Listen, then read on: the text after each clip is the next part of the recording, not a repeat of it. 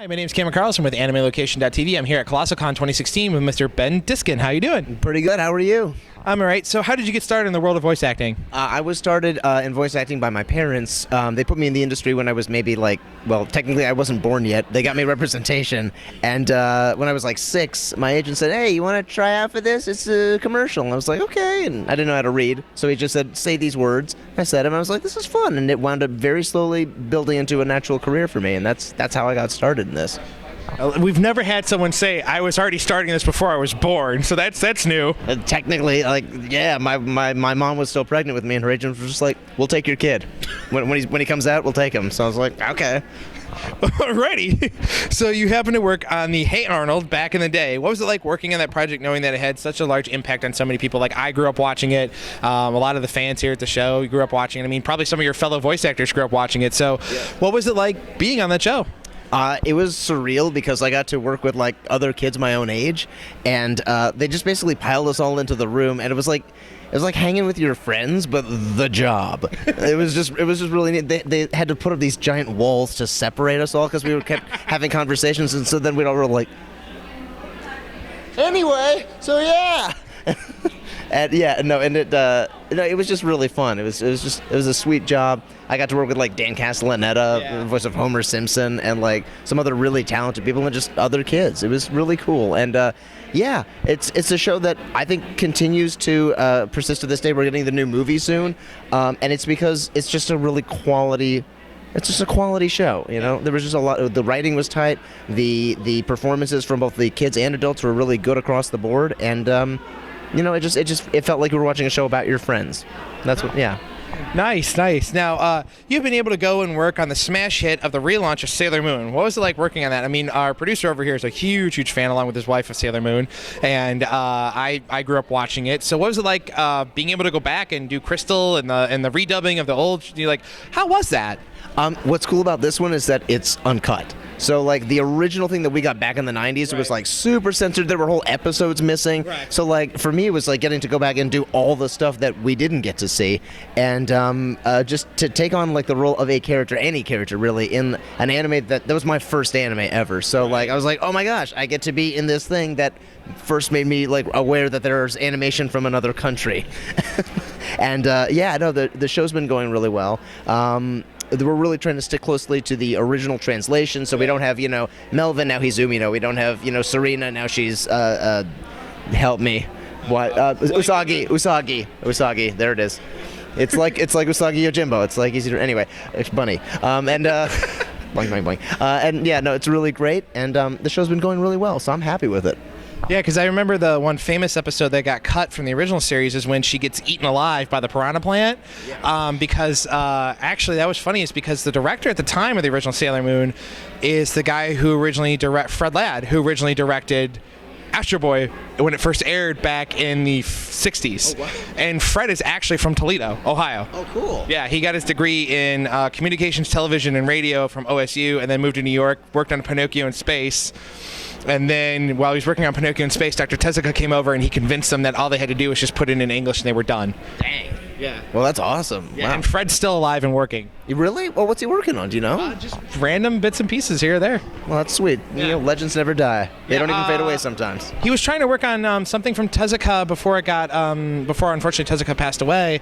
It was a Phoenix, I think is what it's called, one of his mangas. Okay, cool. Yeah, so he's trying to rework on that as well.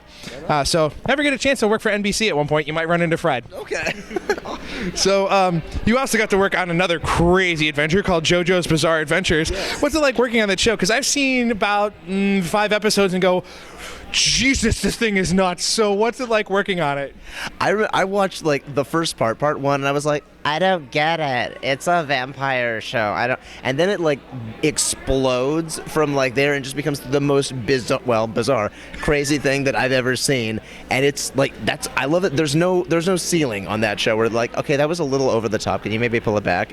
Everything is huge. Yeah, it's there. And I mean, and like it seems like every part it just gets more and more crazy and out of control, and it's awesome. Oh my god. So yeah, getting to just be on it, even as a small role, I would be thrilled. So let alone as like young Joseph, it's been really fun.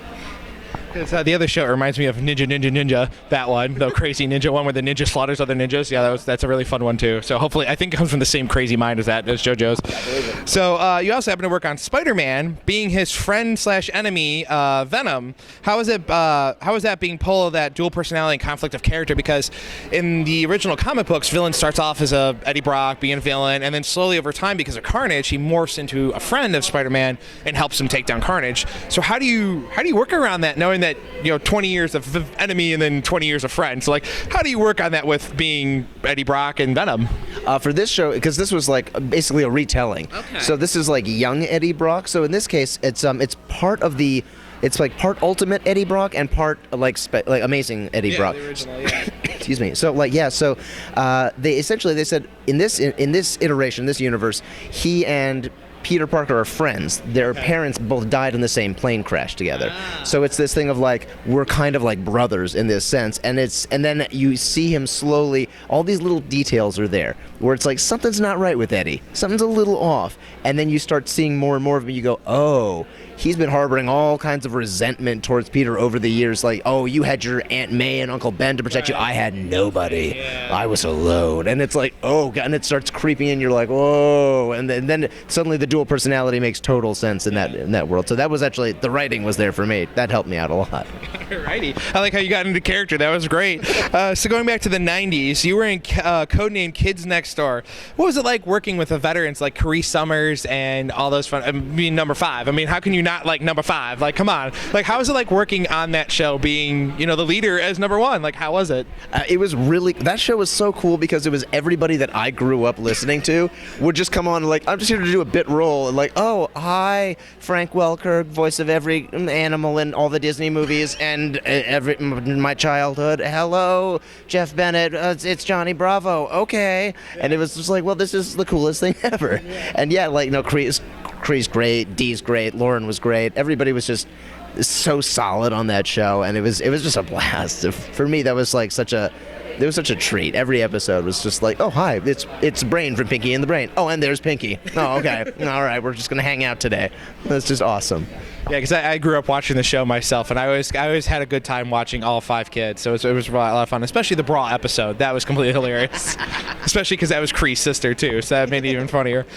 So now you've been doing this for over 25 years now. What has been one of the biggest changes you've seen in the industry, going from prelay to in the booth by yourself, and then going from cells to digital and all that type of stuff? So what's it like seeing those drastic changes over the last 25 years?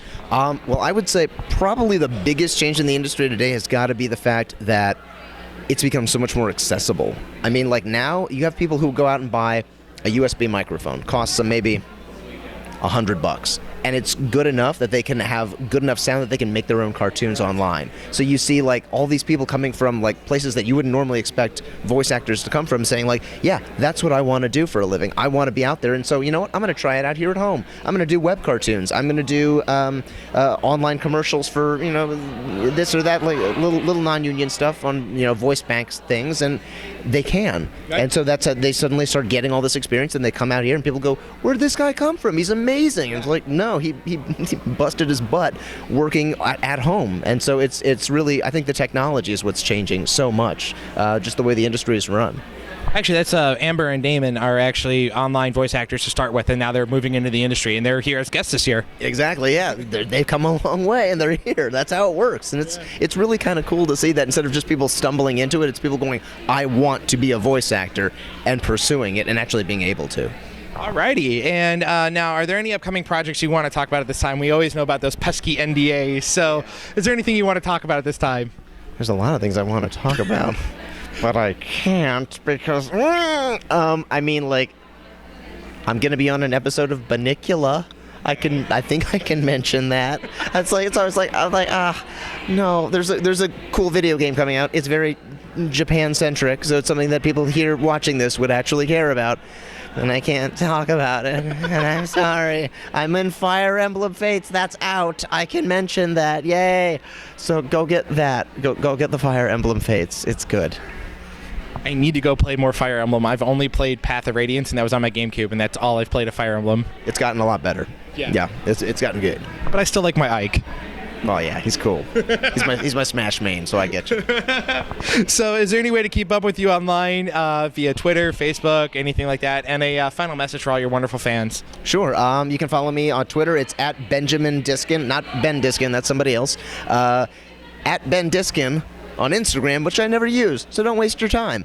And then I've got Facebook.com/BenDiskinOfficial, which was back when I thought that to make a fan page was a page for your fans. I didn't realize it was. So that's actually me. That's not some dude running some weird Ben Diskin cult. That isn't. Anyway, so you can follow me there. And to all my wonderful fan, as I like to say, because I think I'm like the least popular person on the planet. Thank you so much, you guy, you one dude. Thank you. No, seriously, thank you so much for like watching my stuff and being nice to me. And come say hi to me at some convention. I will always announce it at some point. And yeah, wasn't that a great message? That was so professional. I'm good. I speak for a living. Thank you so much. You're welcome. Thanks a lot. Bye.